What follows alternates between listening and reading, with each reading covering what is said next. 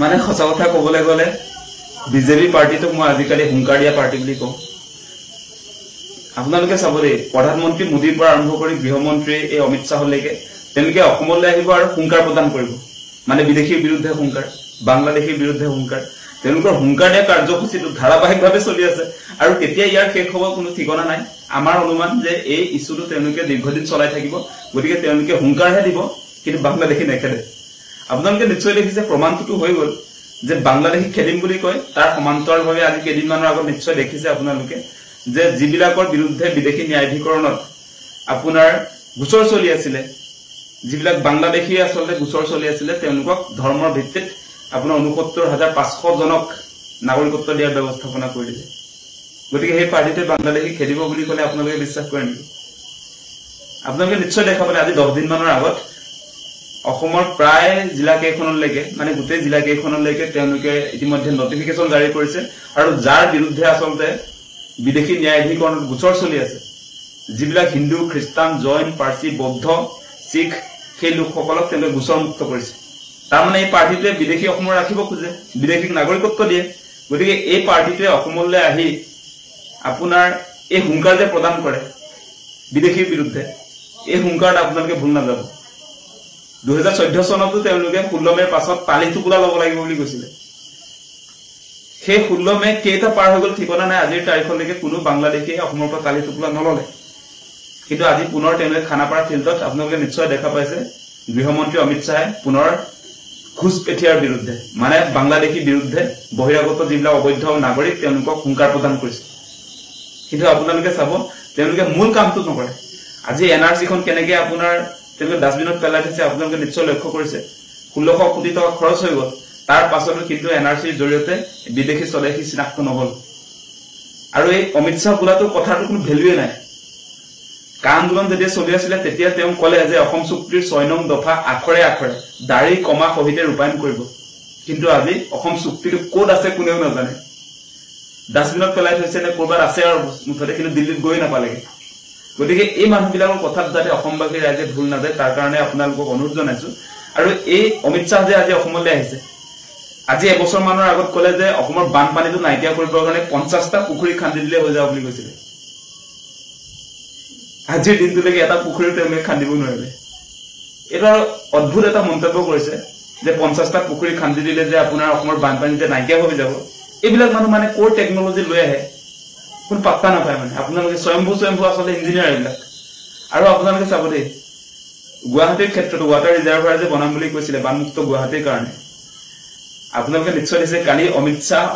অসমত প্ৰৱেশ কৰাৰ লগে লগে বৰঝাৰ বিমানবন্দৰত প্ৰৱেশ কৰাৰ লগে লগে 2টা বজাত আপোনাৰ ধাৰাসাৰ বৰষুণ দিলে বৰষুণৰ ফলত তেওঁ যিটো ৰাস্তা দি আহিবলগীয়া আছিল এই আপোনাৰ যিটো আমাৰ ৰাষ্ট্ৰীয় ঘাইপথেদি তেওঁলোকে বৰষুণ হোৱাৰ কাৰণে আহিব নোৱাৰিলে ৰাস্তা চেঞ্জ কৰিব দিবলগীয়া হৈছে ৰাস্তা চেঞ্জ কৰিহে আপোনাৰ এই জিএছ ৰোডে তেওঁলোকে আহিবলগীয়া হৈছে গতিকে এনেকুৱা এটা অৱস্থা আৰু এই হিমন্ত বিশ্ব শৰ্মা বোলা মানুহজন যে দীৰ্ঘদিন গুৱাহাটী উন্নয়ন দপ্তৰত আছিলে কিন্তু আজিৰ দিনটোলৈকে গুৱাহাটীৰ বানপানী সমাধান কৰিব নোৱাৰিলে মিছা স্লোগান দি থাকে যে বানমুক্ত গুৱাহাটী বনাব শিলহাকত ৱাটাৰ ৰিজাৰ্ভাৰ বনাব আজি 10 বছৰ হৈ গ'ল পুখুৰী এটা খান্দিছে সেই পুখুৰী খান্দিব পৰা নাই পুখুৰীটো মানে আধৰুৱা হৈ আছে আজিৰ দিনটোলৈকে আপোনালোকে চাব পাৰিব শিলহাকলৈ যদি চাই তাৰ কাষত চাব সেই পুখুৰী কেতিয়াও নহয়গৈ আৰু সেই পুখুৰীটো খান্দিবলৈ চাগে 50 পৰা 100 বছৰ লাগিব নেকি আমি দেখি আছো মানে অগ্ৰগতিটো যদি আপোনালোকে চাই 10 বছৰ মান আগৰে পৰা সেই পুখুৰীটো খন্দা অভিযানটো চলাইছে ৱাটাৰ ৰিজাৰ্ভ বনাব বুলি সেইটো এতিয়ালৈকে তাৰ মানে যিটো তেওঁলোকৰ পুখুৰী খন্দাৰ যিটো প্ৰজেক্ট সেইটো যদি চাইগে সেই পুখুৰীটো তেওঁলোকৰ 10 বছৰ বাদ দিয়ক 50 বছৰলৈকে নহবগে যিটো গতিত মানে তেওঁলোকে পুখুৰী খান্দে তাৰ পাছত এই খিলঞ্জীয়া মানুহবিলাক বদনাম কৰি দিলে যে ৱাটাৰ ৰিজাৰ্ভাৰ দখল কৰিছে বুলি শিলহাকত যিটো ৱাটাৰ বডিজ য'ত ৰিজাৰ্ভ কৰিব পানী সেয়া দখল কৰিছে বুলি আপোনাৰ খিলঞ্জীয়া মানুহ উচ্ছেদ কৰিলে তাৰ পাছত দেখিলো নহয় এতিয়া বানপানীটো বাঢ়িবলৈ আৰম্ভ কৰিছে আজি গুৱাহাটীত এজাক বৰষুণ দিলেই আপোনাৰ বানপানী হ'বই সেইটো আপোনালোকে নিশ্চয় ভুক্তভোগী মই নিজেও কালি আপোনাৰ প্ৰায় 8 ঘণ্টা সময় লখৰাত থাকিবলগীয়া হৈছে 2টা বজাৰ পৰা ৰাতি 10টা বজালৈকে গতিকে এনেকুৱা এটা অৱস্থা গতিকে এই হিমন্ত বিশ্ব শৰ্মা অমিত শাহ সৰ্বানন্দ সোণোৱাল বিজেপিৰ যিমান মন্ত্ৰী বিধায়ক আছে তেওঁলোকৰ কথাৰ লেকচাৰটো ভালকে দিব কিন্তু কোনো ধৰণৰ কাম তেওঁলোকে কৰিব নোৱাৰে আজি আপোনালোকে নিশ্চয় দেখিলে নহয় পৰহি এটা খবৰ ওলাইছে যে আপোনাৰ নীতি আয়োগৰ ৰিপৰ্ট আছে সেই ৰিপৰ্টত আহিছে যে ভাৰতৰ 5খন উন্নত ৰাজ্যৰ তালিকাত অসমক লৈ যাব পৰা নাই, 5খন অনুন্নত ৰাজ্যৰ তালিকাত অসম আছে। সেই বিষয়টো আপোনালোকে নিশ্চয় পাইছে। কিন্তু আমি দেখিছো যে মুখ্যমন্ত্ৰী হিচাপে 21 চনত যেতিয়া দায়িত্ব ললে ন মুখ্যমন্ত্ৰীয়ে, তেতিয়া তেওঁৰ শ্লোগানটো আছিলে যে ভাৰতৰ 5খন উন্নত ৰাজ্যৰ তালিকাত অসমক লৈ যাব। কিন্তু এতিয়া ভাৰতৰ 5খন অনুন্নত ৰাজ্যৰ তালিকাত অসমক লৈ গৈছে। মানে তেওঁ ভাবিছে যে অৰুণোদয় দি দিলে, নিযুত মাইনা, লাখপতি বাইদেউ দি দিলে নিজে নিজে অসম আগুৱাই যাব বুলি ভাবিছে। নীতি আয়োগৰ ৰিপৰ্টটো ওলাই গ'ল নহয় যে আপোনাৰ একেবাৰে 28খন ৰাজ্যৰ ভিতৰত 26 নম্বৰত আছে, 26 নম্বৰত অসম আছে। লাজ পাব লাগে মানুহবিলাকে। মানে উৎপাদনমূলক কোনো কাম কাজ নকৰাকে আপোনাৰ আজি কৃষি প্ৰধান এখন ৰাজ্য অসম, ইয়াত কৃষিক লৈ তেওঁলোকৰ কোনো পৰিকল্পনা নাই, পৰ্যটনক লৈ কোনো পৰিকল্পনা নাই, ব্যৱসায় বাণিজ্যক লৈ কোনো পৰিকল্পনা নাই, শিক্ষা স্বাস্থ্যক লৈ কোনো ধৰণৰ পৰিকল্পনা নাই। অসম নিজে নিজে আগুৱাই যাব পৰিকল্পনাবিহীনভাৱে। সেইটোৱে কৰি আছে ন। এতিয়া নীতি আয়োগৰ ৰিপৰ্ট আপোনালোকে চাব, ধাৰাবাহিকভাৱে হিমন্ত বিশ্ব শৰ্মা মুখ্যমন্ত্ৰী হোৱাৰ পাছত একেবাৰে শেষতহে থাকে। তেওঁ 5খন উন্নত ৰাজ্যৰ তালিকাটো বাদ দিয়ক, 5খন অনুন্নত ৰাজ্যৰ তালিকাত থাকে। আৰু খাবলৈ নোপোৱা মানুহৰ সংখ্যা অসমতে আটাইতকৈ বেছি। ড্ৰপ আউটৰ ক্ষেত্ৰত অসমতে আটাইতকৈ বেছি, আধাতে স্কুলীয়া ল'ৰা ছোৱালীয়ে। এনেকুৱা এটা অৱস্থা, মানে শিক্ষা আৰু স্বাস্থ্যৰ অৱস্থা অত্যন্ত শোচনীয়। আজি 26 নম্বৰ স্থানত আছে আপোনাৰ স্বাস্থ্য, 25 নম্বৰ স্থানত আছে শিক্ষা। এনেকুৱা এটা অৱস্থা চলি আছে আজি। তাৰপাছত সেই মানুহজনকে আমি দক্ষ বুলি কৈ আছো। আজি প্ৰচাৰ হ'ব অমিত শ্বাহে ডাঙৰ ডাঙৰ ঘোষণা কৰি থৈ গ'ল বুলি। এই ঘোষণা নিজে নিজে উন্নয়ন হৈ নাযায় মানে অসমখন। এই কথাবিলাক কৈছো আপোনালোকক। ডাঙৰ ডাঙৰ ঘোষণা দিব, তাত উন্নয়ন নাহে কেতিয়াও। মূল ইছ্যুবিলাকৰ বিষয়ে তেওঁলোকে কথা কৈ দিয়ে কেতিয়াবা। 6 জনগোষ্ঠী জনজাতিকৰণৰ কথা কয় নাই। আজি এক্সিষ্টিং ট্ৰাইবেল যিবিলাকে 6 শিডিউলৰ কাৰণে দাবী উত্থাপন কৰি আছে, সেইবিলাকৰ কথা কিবা কয় নাই? সেইবিলাক কথা বতৰা নকয়। অসমৰ খিলঞ্জীয়া মানুহৰ সাংবিধানিকভাৱে নিৰাপত্তাৰ কাৰণে কি ব্যৱস্থাপনাৰ কথা কয় তেওঁলোকে? একো কথাটো নকয়। আপোনালোকে চাব, এতিয়া নিৰ্বাচন আহিছেতো। আজি যেনেকে আপোনাৰ হুংকাৰ প্ৰদান কৰিবৰ কাৰণে এইটো অমিত শ্বাহ যে আহিলে, আৰু 2 সপ্তাহৰ পাছত আকৌ মোদী আহিব, আকৌ হুংকাৰ প্ৰদান কৰিব। এই 16 মে'ৰ পাছত তালি টুকলা ল'ব লাগিব বুলি যে কৈছিলে বাংলাদেশে, এই হুংকাৰ আকৌ প্ৰদান কৰা হ'ব। আৰু এনেকৈ 26ৰ নিৰ্বাচনী বৈতৰণিটো পাৰ কৰাব না। এনেকৈ চলি আছে বিজেপি। আপোনালোকে চাব দেই, 3টা টাৰ্মছৰ কাৰণে প্ৰধানমন্ত্ৰী হিচাপে নৰেন্দ্ৰ মোদীক ভোট দিছে অসমৰ ৰাইজে, গোটেই ভাৰতৰ ৰাইজে দিছে। আৰু তেওঁলোকক কিমান বাৰ জিকাব লাগিব আমাৰ এই সমস্যাবিলাক সমাধানৰ কাৰণে, বিদেশী সমস্যা সমাধানৰ কাৰণে। আজিও চাওক, আপোনালোকে জানে নিশ্চয়, বিজেপি শাসনলৈ অহা 2014 পৰা 25 চন হৈ গ'ল। আজিৰ দিনটোলৈকে ভাৰত বাংলাদেশ সীমান্ত, যিটোৰ কাৰণে আমাৰ বহিৰাগত আগ্ৰাসন, বিদেশী যে অনায়াসে প্ৰৱেশ কৰে, সেই কাটাতাৰ ব্যৱস্থাপনা আজিৰ দিনটোলৈকে নকৰিলে। এতিয়াও শ কিলোমিটাৰ আপোনাৰ উন্মুক্ত ভাৰত বাংলা সীমান্ত। সেই মৌলিক কথা বতৰাবিলাক কোনে ক'ব এতিয়া? আৰু সেইবিলাকৰ কথাটো তেওঁলোকে অকল হুংকাৰ প্ৰদান কৰি থাকে। হুংকাৰৰ জৰিয়তে অসমখন নিৰাপদ হ'ব নেকি? এনেকুৱা কথা বতৰাবিলাক বন্ধ কৰিব। ভাষণ আৰু শ্লোগানত কেতিয়াও অসমখন নিজে নিজে আগুৱাই নাযায় নহয়। যাব নেকি আপোনালোকে কওক সেই কথাটো? ধুনীয়া ধুনীয়া ভাষণ দি দিলে জনসভা বিলাকত, মুখ্যমন্ত্ৰী হিমন্ত বিশ্ব শৰ্মাৰ ধুনীয়া ধুনীয়া ভাষণটোত অসম আগুৱাই নাযায়। আপোনালোকে নিশ্চয় লক্ষ্য কৰিছে যে নীতি আয়োগৰ শেহতীয়া ফলাফল আহিছে, আৰু সেই ফলাফল অনুসৰি যে বিজেপি চৰকাৰৰ দিনত ভাৰতৰ 5খন উন্নত ৰাজ্যৰ তালিকাত অসম অন্তৰ্ভুক্ত হোৱা নাই, ভাৰতৰ 5খন দুখীয়া ৰাজ্যৰ তালিকাত আজি অসম অন্তৰ্ভুক্ত হৈছে। আৰু মুখ্যমন্ত্ৰী হিচাপে হিমন্ত বিশ্ব শৰ্মাৰ দায়িত্ব লোৱাৰ পাছতে আপোনালোকে নিশ্চয় লক্ষ্য কৰিছিলে যে তেওঁ জনসভাবিলাকত বা মিডিয়াৰ লগত যেতিয়া কথা বতৰা কয়, তেতিয়া তেওঁ সঘনাই কোৱা আমি শুনিছিলো যে তেওঁৰ মূল লক্ষ্যটো হৈছে ভাৰতৰ 5খন উন্নত ৰাজ্যৰ তালিকাত অসমক অন্তৰ্ভুক্ত কৰিব। আমি ধাৰাবাহিকভাৱে দেখিছো যে তেওঁৰ যিটো কথা, সেই কথাৰ বিপৰীতেহে আমি ফলাফলবিলাক লাভ কৰিছো। আমি 2021 চনৰ পৰা আজি 2025 চনলৈকে যদি নীতি আয়োগৰ যদি ৰিপৰ্টবিলাক চাওঁ, তেতিয়াহ'লে দেখিব যে ধাৰাবাহিকভাৱে ভাৰতৰ 5খন উন্নত ৰাজ্যৰ তালিকাত অসমক অন্তৰ্ভুক্ত কৰা হোৱা নাই, ভাৰতৰ 5খন দুখীয়া ৰাজ্যৰ তালিকাতহে অসম অন্তৰ্ভুক্ত হৈছে। আজি আপোনালোকে নিশ্চয় লক্ষ্য কৰিছে শেহতীয়া যিটো প্ৰতিবেদন নীতি আয়োগৰ, সেই নীতি আয়োগৰ প্ৰতিবেদনতো অসমৰ যিটো আচলতে ফলাফল, সেইটো অত্যন্ত শোচনীয় অৱস্থা। আজি আপোনালোকে যদি চাই, শিক্ষা ক্ষেত্ৰত যদি চাই, তেনেহ'লে দেশৰ 28খন ৰাজ্যৰ ভিতৰত 25 নম্বৰ স্থানত আজি অসমৰ শিক্ষা ব্যৱস্থাটো আছে।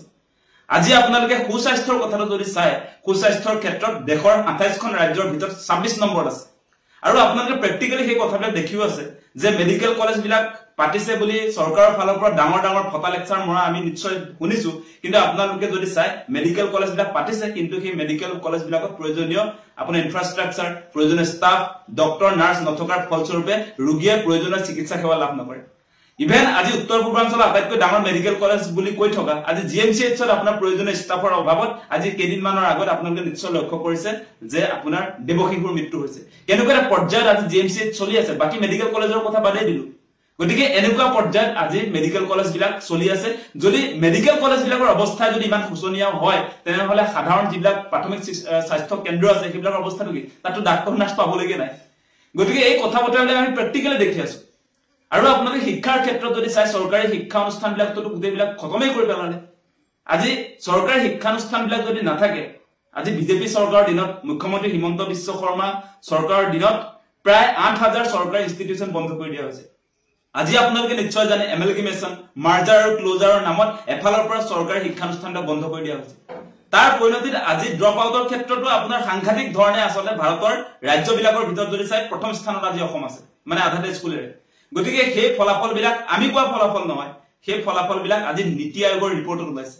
আজি আপোনালোকে নিশ্চয় লক্ষ্য কৰিছে যে মুখ্যমন্ত্ৰী হিমন্ত বিশ্ব শৰ্মাৰ নেতৃত্বত যদিও আপোনাৰ ভাৰতৰ ৫খন উন্নত ৰাজ্যৰ তালিকালৈ অসম অন্তৰ্ভুক্ত কৰিম বুলি স্লোগানবিলাক বা ভাষণবিলাক দি থাকে কিন্তু তাৰ কাৰণে কিন্তু প্ৰয়োজনীয় ব্যৱস্থাপনা পৰিকল্পনা চৰকাৰৰ তৰফৰ পৰা বা মুখ্যমন্ত্ৰীৰ তৰফৰ পৰা কেতিয়াও লোৱা আমি দেখা নাই তেওঁ হিতাধিকাৰ সৃষ্টি কৰি আছে হিতাধিকাৰীৰ জৰিয়তে দেশৰ ৫খন উন্নত ৰাজ্যৰ তালিকাত অসম যাব নেকি সেই কথাটো আপোনালোকে বিবেচনা কৰি চাওক আজি হিতাধিকাৰী সৰ্বোচ্চ ৰাজনীতি যেতিয়ালৈকে থাকিব তেতিয়ালৈকে অসম ভাৰতৰ ৫খন দুখীয়া ৰাজ্যতে থাকিব ধনী ৰাজ্যৰ তালিকাত বা উন্নত ৰাজ্যৰ তালিকাত কোনো কাৰণতে আহিব নোৱাৰে আজি আপোনালোকে নিশ্চয় দেখিছে আজি অসমৰ প্ৰতিজন মানুহক আসলে হিতাধিকাৰী বনাবৰ কাৰণে তেওঁ চেষ্টা কৰিছে আজি আপোনাৰ অৰুণোদয় নিযুত মাইনা আজি আপোনাৰ লাখপতি বাইদেউ আজি আপোনাৰ যিমান গাঁও বুঢ়ালৈকে আজি সকলো মানুহক আজি ইভেন আপোনাৰ শিক্ষকবিলাকক তেওঁলোকে হিতাধিকাৰী বনাই দিছে শিক্ষকবিলাক মাজতে যে মোবাইল ফোন যে দিব বুলি যে কৈছিলে গতিকে এনেকৈ যদি সমাজৰ ৰাইজৰ যদি প্ৰতিজন মানুহক হিতাধিকাৰী বনায় তেনেহলে আপোনালোকে কেতিয়াও নাভাবিব যে এই ৰাজ্যখন যে আগবাঢ়ি যাব এই ৰাজ্যখন যে ভাৰতৰ ৫খন উন্নত ৰাজ্যৰ তালিকাত যে অন্তৰ্ভুক্ত হ'ব সেইটো আসলে যদি কোনোবাই ভাবিছে তেতিয়াহলে মূৰ্খৰ স্বৰ্গত বাস কৰা হ'ব বিজেপিৰ নেতৃত্বত কোনো কাৰণতে অসম ভাৰতৰ ৫খন উন্নত ৰাজ্যৰ তালিকাত নাহে তাৰ মূল কাৰণটো হৈছে বিজেপিয়ে কেৱল ফ্ৰীবিজ আঁচনিবিলাকৰ জৰিয়তে আজি হিতাধিকাৰী আঁচনিৰ জৰিয়তে অসমক আগুৱাই লৈ যোৱাৰ দুঃস্বপ্নত ভুগিছে তেওঁলোকে এইটো সম্ভৱপৰ নহয় কোনো কাৰণতে হিতাধিকাৰীৰ জৰিয়তে ভাৰতৰ ৫খন উন্নত ৰাজ্যৰ তালিকাত অসম নাহে আজি আপোনাৰ হিতাধিকাৰীৰ ক্ষেত্ৰত তেওঁলোকে যিমান কোটি টকা হাজাৰ হাজাৰ কোটি টকা তেওঁলোকে ব্যয় কৰে আজি আপোনাৰ স্বাস্থ্য শিক্ষা বা আনুষংগিক যিবিলাকৰ জৰিয়তে আসলে অসম আগুৱাই যাব বা আজি স্বাস্থ্য শিক্ষাৰ পৰা আৰম্ভ কৰি আজি আপোনাৰ ব্যৱসায় বাণিজ্য আজি আপোনাৰ ইৰিগেশ্যন মানে আপোনাৰ খেতিৰ কথা কৈছো এগ্ৰিকালচাৰৰ কথা কৈছো এই বিষয়বিলাক আজি পৰ্যটনৰ কথাটো কৈছো এইবিলাক ক্ষেত্ৰত তেওঁলোকে দেখোন আপোনাৰ হিতাধিকাৰীকে বহুত নগণ্য পৰিমাণৰহে আপোনাৰ ধন আবণ্টন দিয়ে বাজেটত ধৰে আজি আপোনালোকে চাবচোন যে আমাৰ অসমৰ মানে কৃষি প্ৰধান এখন ৰাজ্য অসমৰ ক্ষেত্ৰত কৃষি প্ৰধান ৰাজ্য এখনত তেওঁলোকে আসলে এগ্ৰিকালচাৰৰ ক্ষেত্ৰত আজি আপোনাৰ কৃষি ক্ষেত্ৰত কেইটকা খৰচ কৰে আপোনালোকে চাবচোন আজি পৰ্যটনৰ ক্ষেত্ৰত কেইটকা খৰচ কৰে আপোনালোকে বাজেটবিলাক চাব গতিকে যিবিলাকৰ জৰিয়তে অসম আগুৱাই যাব আজি পৰ্যটন উদ্যোগেই হওক আজি আপোনাৰ কৃষি উদ্যোগটোৱে হওক আজি আপোনাৰ ব্যৱসায় বাণিজ্যৰ কথাটোৱে হওক আজি আপোনাৰ ইণ্ডাষ্ট্ৰি কথাটোৱে হওক আজি আপোনাৰ স্বাস্থ্য শিক্ষাৰ কথাটোৱে হওক এইবিলাকত যেতিয়ালৈকে বাজেটটো আপোনাৰ হিতাধিকাৰীতকৈ বেছি নহব তেতিয়ালৈকে অসম আগুৱাই যাব নোৱাৰে সেই প্ৰেক্টিকেল কথাটো অসমবাসী ৰাইজে বুজাটো দৰকাৰ আচলতে মানে ভাষণ আৰু শ্লোগানত কেতিয়াও অসমখন নিজে নিজে আগুৱাই নাযায় নহয় যাব নেকি আপোনালোকে কওক সেই কথাটো ধুনীয়া ধুনীয়া ভাষণ দি দিলে জনসভাবিলাকত মুখ্যমন্ত্ৰী হিমন্ত বিশ্ব শৰ্মাৰ ধুনীয়া ধুনীয়া ভাষণটোত অসম আগুৱাই নাযায় সেইটো সম্ভৱ নহয় তাৰ ৰিজাল্টটো আজি নীতি আয়োগ চৰকাৰী অনুষ্ঠানৰ প্ৰতিবেদনত স্পষ্ট ৰূপত প্ৰকাশ হৈছে যে দেশৰ ৫খন উন্নত ৰাজ্যৰ তালিকাত নহয় অসম দেশৰ ৫খন দুখীয়া ৰাজ্যৰ তালিকাত আহিছে আজি শিক্ষাৰ ক্ষেত্ৰত দেশৰ ২৮খন ৰাজ্যৰ ভিতৰত ২৫ নম্বৰ স্থানত আহিছে আজি আপোনাৰ স্বাস্থ্যৰ ক্ষেত্ৰত সুস্বাস্থ্যৰ ক্ষেত্ৰত দেশৰ আপোনাৰ ২৮খন ৰাজ্যৰ ভিতৰত ২৬ নম্বৰ স্থানত আহিছে এই কথা বতৰাবিলাক কি বুজাইছে এই কথা বতৰাবিলাকে এটা কথাই বুজাইছে কোনো কাৰণতে বৰ্তমান চলি থকা হিমন্ত বিশ্ব শৰ্মাৰ যি ধৰণৰ ৰাজনীতি অসমক আগুৱাই লৈ যাম বুলি তেওঁ ভুৱা শ্লোগানৰ জৰিয়তে যিবিলাক কথা বতৰা তেওঁ পৰিকল্পনাবিহীনভাৱে কৰি আছে সেইবিলাকৰ জৰিয়তে অসম আগুৱাই নাযায় হিতাধিকাৰী সৰ্বোচ্চ ৰাজনীতিৰ জৰিয়তে কোনো কাৰণতে দেশৰ ৫খন উন্নত ৰাজ্যৰ তালিকাত অসম অন্তৰ্ভুক্ত নহয় সেই কথাটো অতি স্পষ্ট